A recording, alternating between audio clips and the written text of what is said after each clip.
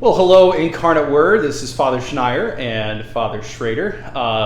Happy Friday to all of you. We're actually recording this, though, last night, Thursday, because we're gone all day today, Friday, for an All Things New meeting with the Archbishop. So this was pretty much the only time we had to be able to record the weekend roundup for you all. But we got a lot going on. School started up this week. Yeah. It was just really great to see the kids around and just families around the parish grounds again. It was just really, really great. And drop-off seems to have gotten smoother day by day. I wasn't around this morning. It was great this morning. It gradually gets a little bit better, I think, as people get more used to things. So for our daily Mass folks, especially at the 8:30, please ask you to continue to be patient.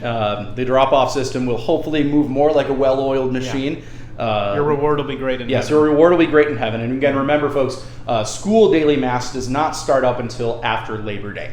So that'll be Tuesday the 5th of September. So, all right, what else do we have going on? Well, we're feeding our neighbors in need with the rolly carts, the bins over by the receptacles. Side. Yeah, bins, receptacles, whatever you want to call them. We've been looking through the Oxford thesaurus all day for words to use for this. And those are over by the Knights of Columbus literature Yes. rack side door. So put your donations there and thank you. Yeah. We've also got a really cool event on Saturday.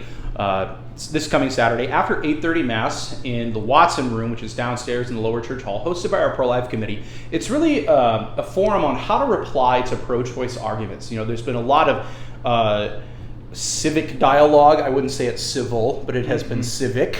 Civic dialogue in the last month or so, of course, after the overturning of Roe v. Wade. And there's been a lot of discussion, certainly, and it's important that we be equipped to be able to have a conversation with others about the issues of life and how we can better articulate what our church believes and also just what the church does to be able to care for women in crisis pregnancies, for women who are experiencing health complications in their pregnancies, and also to do it with charity and to do it with concern for the person, to be able to really have our goal being to convert the heart rather than just to win an argument. Because anybody can win an argument, but you won't win the soul and win the heart. And that's what's more important really than anything else, even more than winning any arguments. So, and I think sadly there's a lot of times where good, faithful Catholics say nothing because they feel unequipped or uncertain. So this is just another way to help people feel comfortable in having those discussions, but also for standing up for what we believe is one of the most fundamental rights that every human person has. Yeah, absolutely. We've also got Catechesis of the Good Shepherd. You want to talk a little bit about that? Yeah, they're having an open house after the 10:30 Mass this Sunday. They actually asked me to make them a little altar. It's a great room. It's everything you see at Mass, just really small. Miniaturized. Yeah, for little kids. It's like a Montessori for church, and it's wonderful what it does in unlocking the beauty of our faith.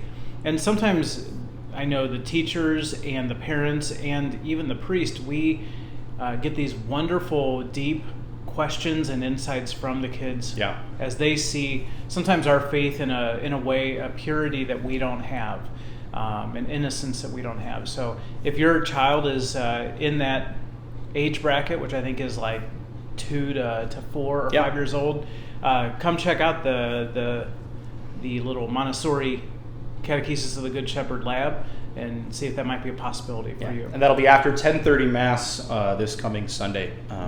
PSR will also be starting up soon. They'll be beginning after Labor Day, but they're going to have a kickoff Mass next Monday, the 29th at 6:30 p.m. Registration is open still on the parish website, so if you're still interested in doing PSR for your child, you can go to the parish website and sign up there. And I heard they just had 20 new families or students register this past week. Wow, so, that's awesome. Yeah, it's not too late. No, not too late at all. Not too late at all. Never too late. So as we also mentioned, we've got a meeting tomorrow, Friday, with the Archbishop for All Things New. So we just ask you to continue to pray for the success of our strategic plan for the Archdiocese, and just to pray for just a renewal and a revitalization of the faith here in our town and in our city. So for wisdom, for generosity, all the things that the priest and then each of you will need as well as we move forward. Yeah. And then Ascension tomorrow night is hosting a holy hour for vocations. I think they do this just about every month. Yeah, I think every month. Yeah, and that'll be from 7 to 8 p.m. in the main church. It's a beautiful way to have a holy hour, and we're doing a lot of these things together as a region or as a deanery. Yeah. So our neighbors are praying for this, and of course we're fortunate to have a couple young men in seminary, and hopefully more in the future. Yeah, we always vocations. need to keep praying for more vocations. Yeah. So we also had a couple of deaths in the last week or so. You want to go ahead and Marcia questions. This is the mother of Karen Price and the mother-in-law of Drew Price. So we want to pray for the Price family and for the peace of her soul. And then Joan Morey, wife of Donald. We pray for their souls, that they can be at rest with God. Absolutely. No baptisms to speak of. No other celebrations really this weekend to speak of. So I guess you want to go ahead and go to the readings? Sure. The deacon will be preaching for me this weekend. Oh, so nice. It's all you. So it's all me today. Well, our gospel talks about the narrow way. And I'm going to kind of be talking about what does it mean for us to be on the narrow way, why it's a little bit difficult, but also maybe some tips of how we can embrace the narrow way. We often revere people in society who thought differently. I think of, and I'm going to talk about this on Sunday, like that famous ad campaign from Apple, Think Different.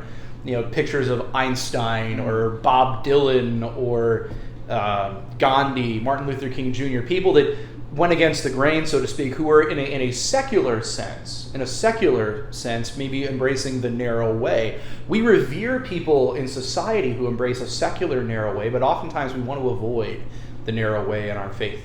So just a bit of a rehash of why the narrow way is so important, and maybe some other examples in our faith of people who took the narrow way. They're called the saints. So I'll got just a little Sullivan action there. They're called the saints.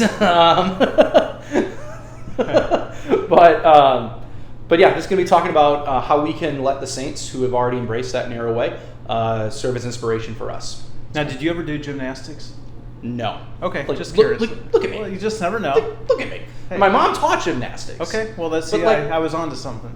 But I think, and I didn't either, but I think when you walk on something that's really narrow, like let's say a curb or a balance beam, if you were into that, I think you can't look straight down, and you need to look far enough ahead to know where you're going, but if you look straight down, you'll actually fall off. Right, and if you aren't looking where you're stepping, you'll also have a high chance of falling off as well. So with the narrow way, you kind of have to find that you know where you're headed. You can't just look straight down, but you also have to be looking at the road ahead. And sometimes I think we forget that. We get caught up in the day-to-day life and forget, like, where are we headed in our life and what's our purpose. And that's part of the narrow way, is kind of knowing what direction you're going and not being so focused right in front of you that you forget the point of our lives. Well, there is a purpose. There is a final movement. There's a direction to our lives. It's often referred to as our final end or our final cause. Of course, that's heaven. It's the goal of everything that we do here on earth. The narrow way is the way that leads to heaven. The wide or the broad road leads somewhere else, so to speak. The Baltimore Catechism, I always cracked up because they would have cartoons in it, and they had all the people on the narrow way, and they were all looked like they were having a terrible time. They're all slumped shoulders and and then the people on the wide, Broadway were having a great time, having a party. And it was wasn't a great illustration for kids. Probably not. Do I really want to go? What do they have over there? Yeah. They're having fun. They're having fun. They're going to hell, but they're having fun. They're having fun, yeah. Well, Billy Joel said, I'd rather laugh with the sinners than cry with the saints. But I won't be singing Billy Joel that's right. For you on Sundays. And there's a lot of joy and freedom, of course, in the narrow way. It's not all gloom and doom. It's not. There's a reason for it. And if we embrace that why, that final meaning and that final purpose of our lives, it's the only way, really, that we can embrace. So great. That's about all I got. That's all I have. Yeah, so cool. Pray for us. We always pray for you, and look forward to seeing you this weekend at Mass. All right. Take care. God bless. God bless.